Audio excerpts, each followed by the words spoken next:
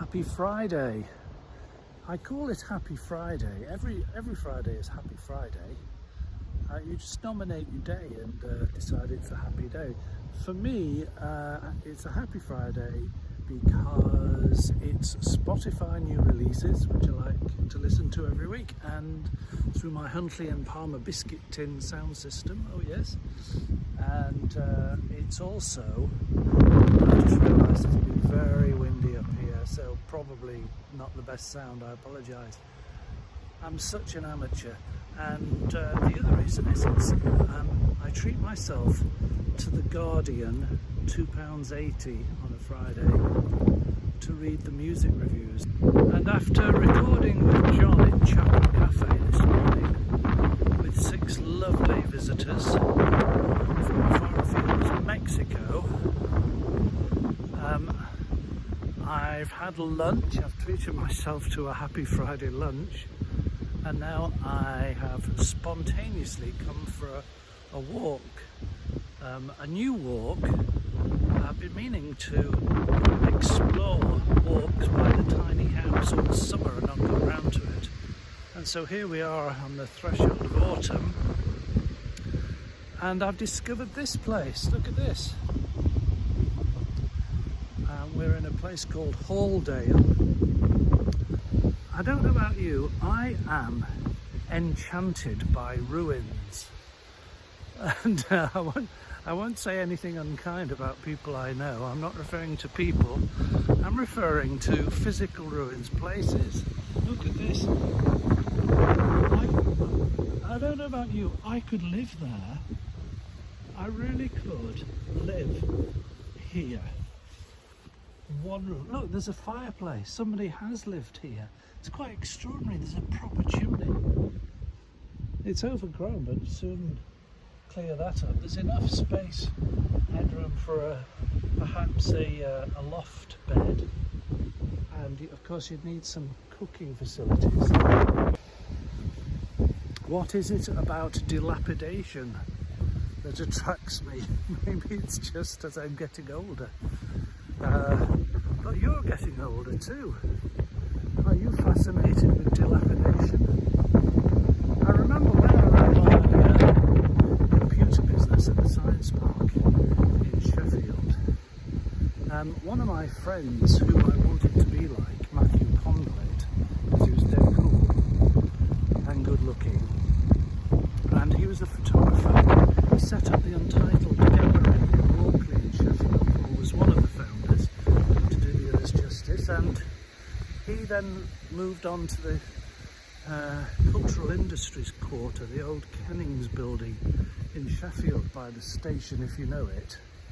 And he was a leading light in setting up Untitled Gallery. And in the early days, I was a member, a sort of half-committed member, because I had very low-level photographic skills, but I did have a Nikon SLR camera, and I used to P&D, print and develop, in the dark rooms at the Untitled Gallery.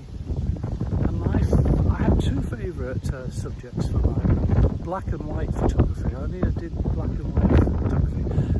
It's a bit like the same philosophy. I play bass guitar because there are only 4 strings, not 6 strings, and I reckon that with black and white photography there's less to go wrong. Oh dear, anything for an easy life, eh, Shanks? And so I used to, in Sheffield on Sea, there is a canal basin called Sheffield Quays, not K-E-Y-S, you understand, Q-U-A-Y-S, which is 38 in Scrabble in the right squares.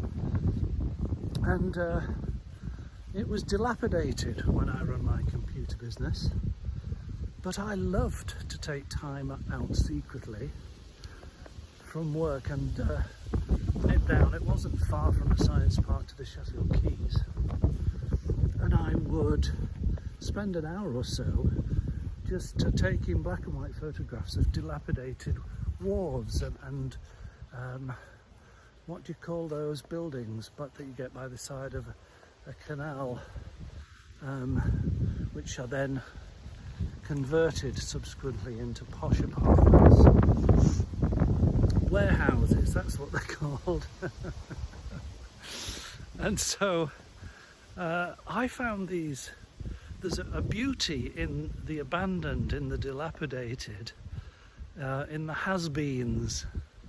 And we will, maybe it's because it's the passing of time, and there's some comfort, perhaps for all of us, in the certainty that one day, soon in my case, we will all be has-beens. And so I find a certain existential calm, resolve in that. No escape. It doesn't make me miserable, by the way. Some people find the human condition tragic, but I still find it glorious. I mean, look at this. Look at this landscape. Come on. And to simply be alive, conscious, able to have the freedom to come and walk in this dale on a beautiful sunny autumn afternoon after a nice lunch, I have to say, and The Guardian and Spotify new releases. It's good. Now that will come to an end, like the leaves fall off the trees, but you wouldn't decry autumn and go around with a tub of glue or tube of glue and say, oh, that's what a terrible shame. The autumn season comes and the leaves fall off the trees. I'll just glue them back on. No, it's all part of the circle, isn't it?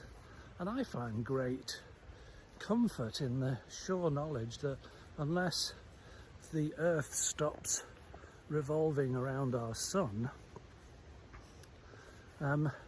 we'll be back into spring before you can say bonfire night or Santa Claus, which will come and go quick enough. So it holds. Maybe it's easy for me to say. I don't have any ailments to speak of, really, but I'm not despondent about the aging process. In fact, I would not go into reverse. I wouldn't thank you for being in a time machine and going backwards to, say, my 40s or even my 30s or younger, because I didn't know who I was then. Just flapping about in the water like most of us. But you try and conceal it, you try and be someone.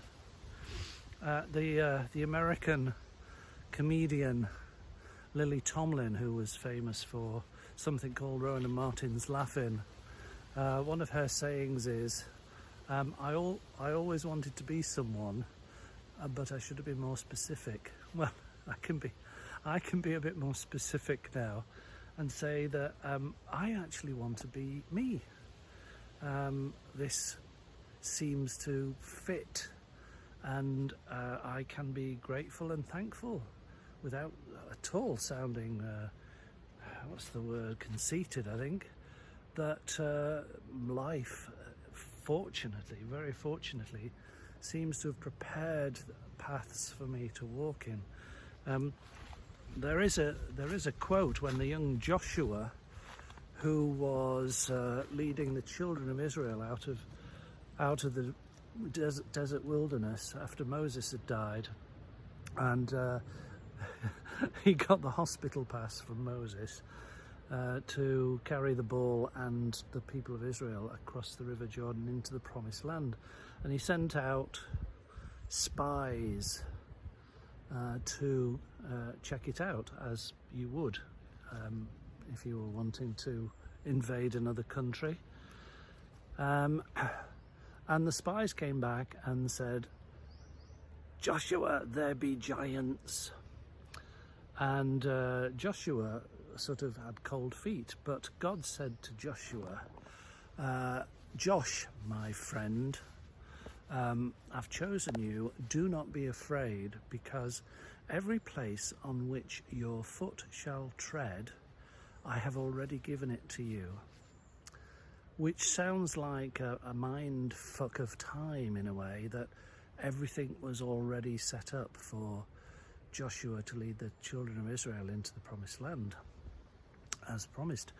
But in fact, depending on whichever version of quantum mechanics and string theory you read up on, it is certainly in a block universe very evident, according to the equations, that T for time is not effective. Everything past and future is already in place. Now, that sounds a bit wacky, doesn't it? But it's taken seriously by quantum physicists and philosophers of mind. So my steps into Halldale, I'll just show you where I'm going now, in a way I'll be predetermined. I've not already been here, but unless a bull in the field next door gives me other ideas, I shall be walking down into the dale and up the other side presently, and I find that comforting. I don't feel railroaded by life or God's plans or otherwise. Jehovah Jireh, God my provider, that's my experience over the years. I am fortunate, and I count my blessings, I hope, daily, even when I'm melancholy like the other morning. But even though I'm losing a few slates like that dilapidated cottage, I've still got the capacity to wonder at beautiful nature and bulls in a field and lovely walks on a Friday afternoon. I hope you do too. Happy Friday. Well, this is a surprise. If you go down to the woods today on Happy Friday, you sure have a big surprise. There's a fairy wooden bridge across Halldale Brook, which is very lovely, and it's a bit muddy, but that's okay. I've got the right shoes on, and of course there's nobody else around, not even dog walkers at the moment. It reminds me of the bridge in the Fairy Glen at Tapley Bridge near Wigan when I was a kid, and we had a family caravan on Farmer Hunter's field, and we used to go there for the weekends quite often. I loved it, and we used to float Pooh sticks down the stream and set them off upstream, of course, and then rush onto the bridge and see who came out the other side of the bridge first. I had two brothers and two sisters, not all of them there at the same time, I think. Hardly room enough for 5, if there were 3 of us kids there, and mum and dad, let alone 7. And I was just musing on dilapidation and the leaves coming off trees, and you and I share the same fate. We are but leaves on a tree for a season, and our bodies will fall for sure. It does beg the question. I'm not going to be sort of prescriptive about this, but it does beg the question, as they say in the song, is it Doris Day and others, is that all there is? Dust to dust, ashes to ashes, poo stick to poo stick. Water under the bridge. Or does some part of us, I won't say survive, that's because I am not one of those Christians who think that I will be reunited in a physical form with my loved ones. I actually can't think of anything worse. I better perhaps unpack that another time. But no, I'd be hugely disappointed if any sort of transcendent afterlife had a physical body. Surely the life of any afterwards means participating in, let's call it unity consciousness. That's a sort of a catch-all, I suppose. But basically, let's just say, back to the source. That'll do for me. Another little PS to this happy Friday, unplanned, unscheduled walk.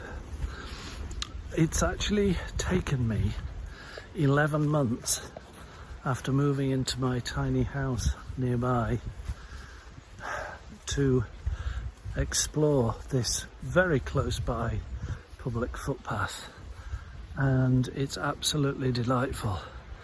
How on earth has it taken me 11 months? And I would encourage you, whatever is nearby you, within your walking distance or even digital distance, and you have had something in mind to do it now. The leaves are falling off the trees. Go to it.